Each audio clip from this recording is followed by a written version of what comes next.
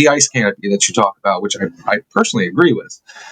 And you've talked about in your seminars what kind of effect that would have on the atmosphere, what it would do to the human body, what are Neanderthals.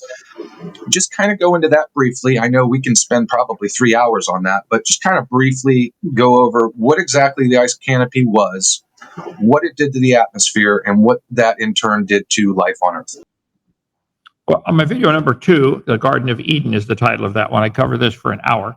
But the Bible teaches there was water above the firmament in Genesis chapter 1. And it says the firmament is where the birds fly. So that would be the atmosphere we're breathing. So there used to be a crystal canopy of water or ice above the atmosphere. I think the whole earth was like a big greenhouse.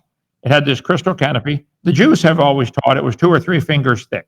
How they know that, I have no clue, unless God told Adam and he passed it on or something, okay?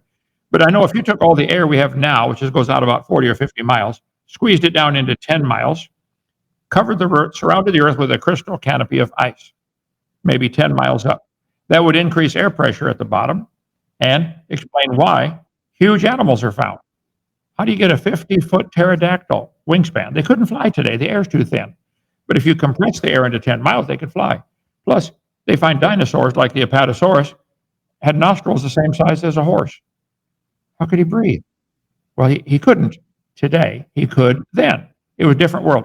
On video number 1, I go through lots of evidence that the Earth used to have greater air pressure and increased oxygen, probably 35%, instead of today's 21%. Plus, that crystal canopy overhead would block out UV light, which means carbon-14 would not be forming. So we're digging up animals that are fossilized, and we're using today's carbon-14 concentration to date them, which is stupid. They probably started with near nothing, so they're going to date really, really old when they're only 4,500 years old. They got the wrong ruler.